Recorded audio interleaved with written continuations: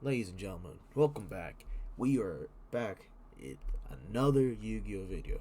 This time, it's a very controversial topic about errata. Specifically, which cards do I think can come back with an errata? Now, I want to preface this with a big disclaimer.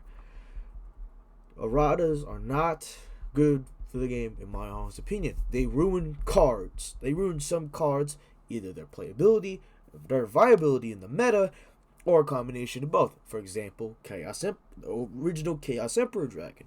Its errata means it is functionally unplayable unless you just banish a light in the dark to summon it and then don't activate its effect at all. Or say Ring Destruction, where they gave it 4 more restrictions in order to play with that card again. In my honest opinion, I think the ban list should be a legacy vault of the history of cards from this game, and it should be kept that way because, hey, thank God this card is banned because, whoo, boy, no one wants to deal with this again. But I understand that Konami is a business and they want players to buy their product, and so they have to issue erratas with certain cards because players want to play with them again, but they have to tone it down so at the current present level of the meta, so that way nothing stupid happens. As you can see, the erratas that I have personally made were made in the hope that they either do get unbanned and they would not cause any more war crimes, unfun gameplay interaction and loops, or some degenerate FTK. Also, any erratas that I give will be in bold italics, shown in the slide, and the card must be banned in both the OCG and TCG. So, for example, here we have Borreload Savage Dragon, Apollosa, both the Goddess, and Baron the Floor banned here in the OCG, or in the TCG, but they are both legal still in the OCG. So because of that, I won't be touching those cards. So let's get started, shall we? First and foremost, I have Level Eater. I know, it's crazy, I know, but Level Eater was used in whatever jank deck you want for 9 infinite link material or synchro material. But with the constant release of generic extra deck monsters that were coming around post Brains era, we had to keep Level Eater where it should be associated in, which is in a synchro deck, since it was used by Yusei Fudo in the 5D's anime, and I think it's more fitting that it should be used just in the synchro deck, because personally, with everything that's been released since its ban, it's gone worse. So because of that, I have given it the restriction that after you special summon this card, you are locked from the extra deck except synchro monsters, and I have made this a hard once per turn, so that way you can in theory get an extra material free synchro summon. It's another free summon, so you can say target junk speeder, special summon it, tribute it for start a synchron, do whatever you want from there, right? I think this is perfectly fine, but if I'm going to be honest, I would rather just have a retrain of Level Eater where it's a hard once per turn and you're locked into synchros, and have it something similar to this, right?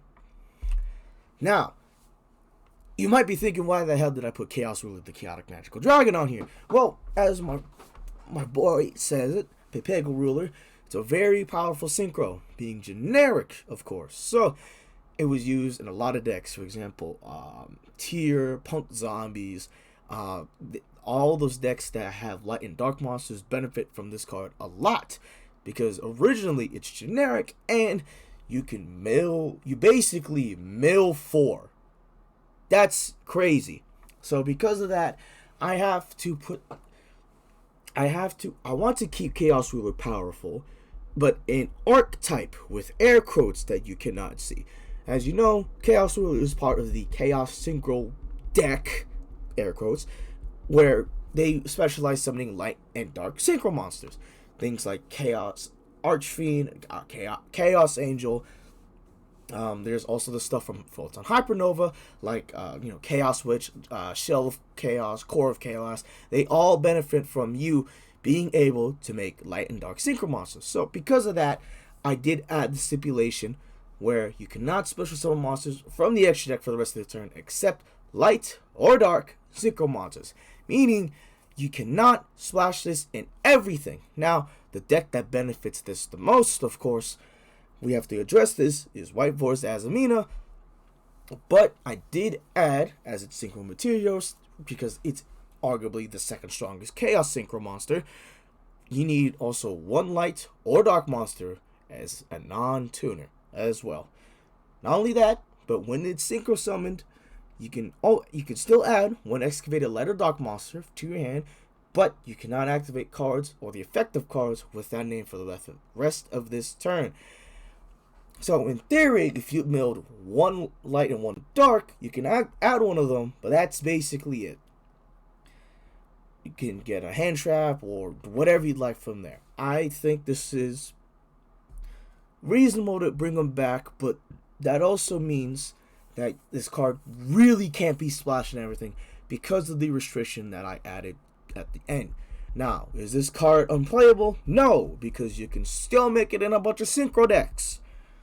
Is it still as good as it was? Not really, but again, we make these erratas to where in a hypothetical sense, it can in theory come back, but it won't be played as much. Not only that, but with how the game has evolved, extra deck space is extremely tight.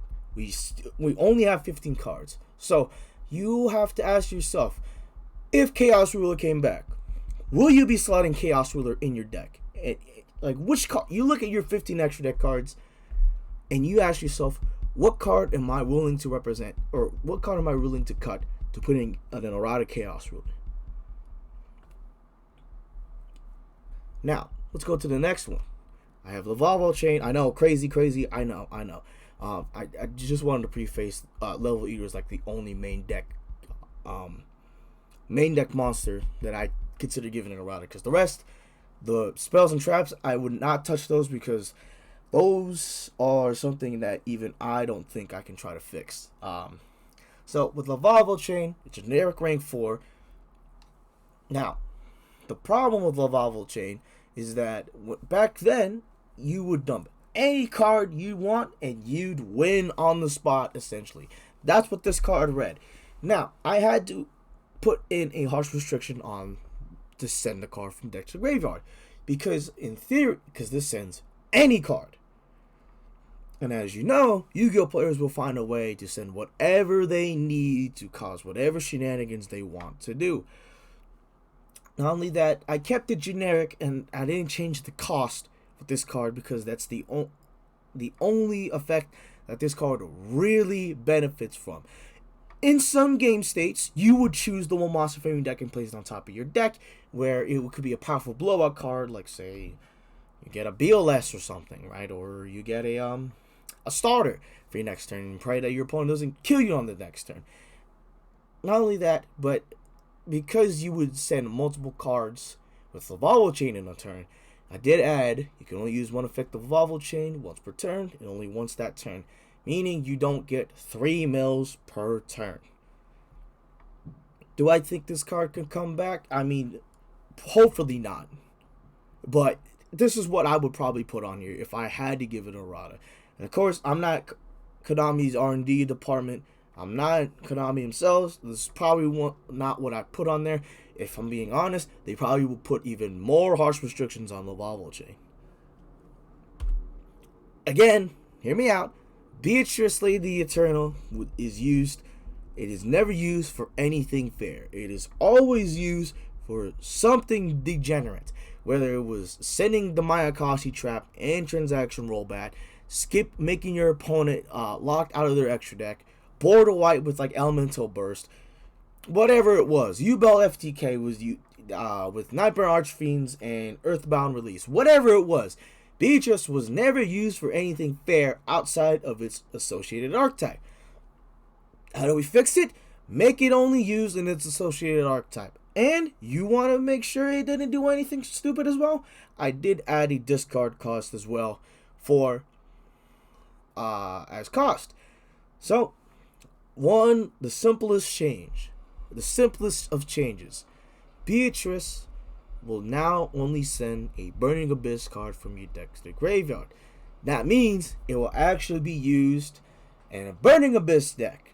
Finally, Now, it is still generic because you could still make it with like the Fiendsmith stuff, and that's fine.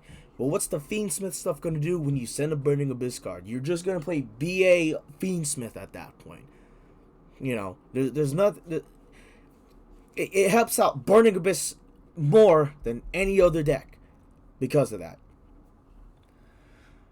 That would also mean that Burning Abyss will become a tier 7 deck to a tier 6 deck. It would be top of tier 7, bottom of tier 6 is what I'm getting at. But finally, this is all that Beatrice needs really to change, besides the discard. You could probably make way with the discard. All it had to do, just send a Burning Abyss card from the deck to the graveyard. That's it.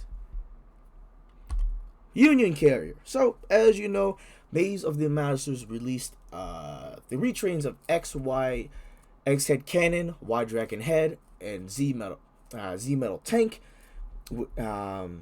as imports for the Light Duelist pack that we never got. And of course, Union Carrier is supposed to help Union monsters, and that's what all of them are. They're all Union monsters. Problem is, Union Carrier was abused by a lot of decks. But in particular, Animancipator was buster locking you.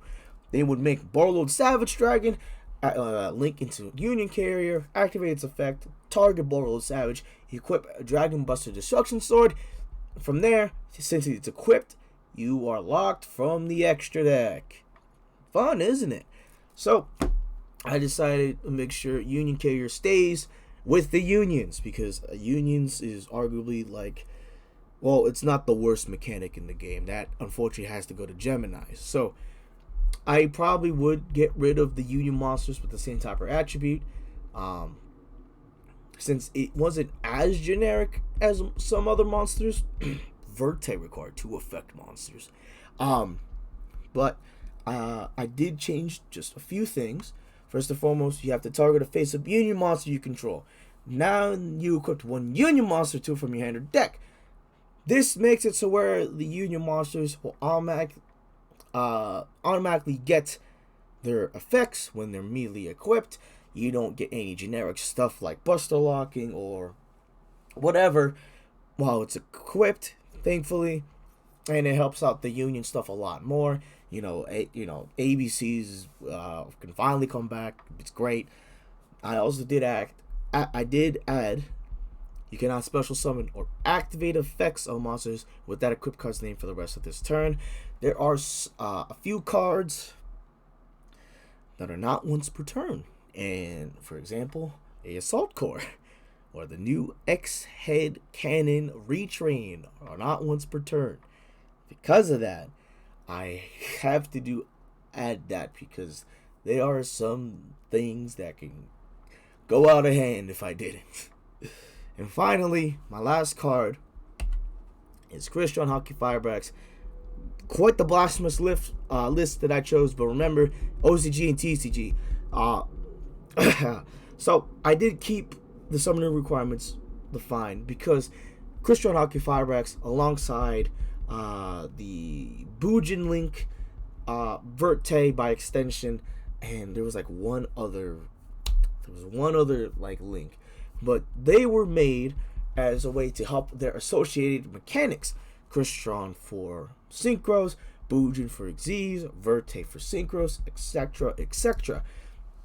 Now, Crystron Hockey Firebracks was never used for anything fair. It was used for Rodron combos and such. Hockey Firebracks would enable Scythe combos where you could get you would set artifact Scythe tag out for TG Wonder Magician. Wonder Magician is mandatory, so he can't miss timing. You would target your set back row, which was the artifact Scythe, pop it, summon Scythe, and your opponent's locked out of the action deck. How many times have I said that today? So, with Hockey Firebracks, I did want to add the stipulation that you need a Crystron tuner from your hand or deck in defense, so that way you can't get any other shenanigans. Things like Jet Synchron, Mecha Phantom Beast O-Lion, any card that would plus you just the moment it went to the graveyard. Not only that, but we did get new Crystron support, and while I think Crystron is fine without Hulk, this would be fine. as well. Now it's tag out effect. I did add, you can banish this card in one tuner you control to summon a tuner secret from your extra deck. I wanted to simulate that this is a synchro summon in the idea that you banish a tuner and Hulk to simulate this is a synchro summon. But I also added the restriction that most of the Crystons have, where I believe they're locked in machine. The new ones are locked in machines, but this one I added, you're locked in the synchros. The turn you activate either of its effects, because I still want this card to at least help some synchro decks in the event that they get to Hulk Firebracks. Now, do I think this card could have gotten a much harsher restriction? Probably. I don't know what Konami could do to fix all of these cards. Well, I mean, Beatrice just has to send a Burning Abyss card. That's all it has to do. But with there's all these cards. Hockey Firebracks, Union Carrier, Chaos Relay. I don't know what Konami would do in order to fix these cards, but this is what I think I would like to see on these cards. It makes them playable. Unfortunately, this does tarnish them. It just hurts them. Again, Erratas just hurt the cards more than it helps them. They always errata cards to get them off the list and send something else new in, because it's a never ending. Oh, oopsie! I dropped my water. It's a never ending cycle of Konami makes something too strong where they have to ban it, unrelease something, and then repeat the cycle over and over again, where they unerrated the previous banned card and put something new in because it's too strong. Now, I do hope, if you have any suggestions, what you think you can do better than me, go right ahead. Call me Needy in the comments. See what you could do. I would love to see what you guys think could be part of the erratas, or what you suggest. Thank you all for watching. I will see you guys next time.